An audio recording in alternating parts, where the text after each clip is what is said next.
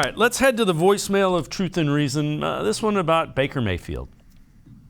Yes, I was listening the other day, and you were citing Baker Mayfield's statistics and how they ranked on quarterbacks that were drafted higher.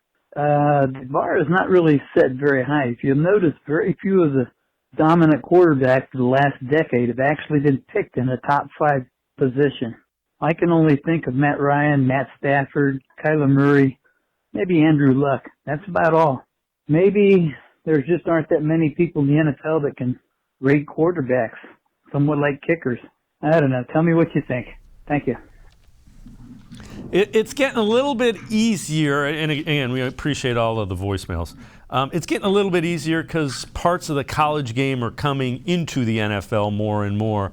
It used to, when it was completely different, figuring out how a guy was going to transition, it wasn't easy. It's more of an art form. I mean, again, when we look back to 2018, it was pretty evenly split between Baker Mayfield, Josh Allen, and even Sam Darnold as to which of those 3 was going to be elite.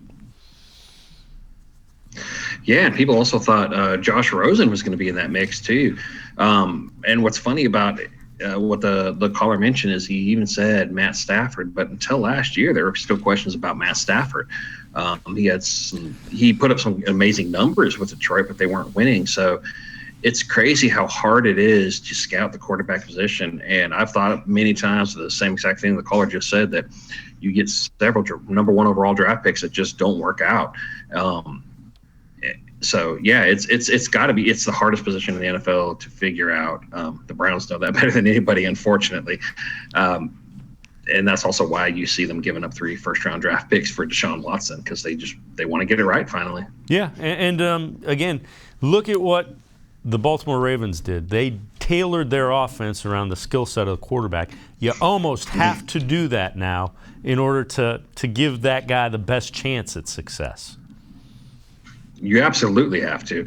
If your quarterback has to feel comfortable in the offense for it to work, and if you don't tailor it to him, it's not going to work out. And I think in the past you've had a lot of these kind of running quarterbacks where teams try to put them, they're a round peg trying to put them into a square hole, where they're trying to make the mobile quarterback into a pocket passer. But Baltimore did it the right way by just saying, hey, let's build around this guy and let's make him comfortable. And I think a lot of teams are starting to come around to that, which, like you said, it might make it easier, but it's an art form and it's never a perfect science.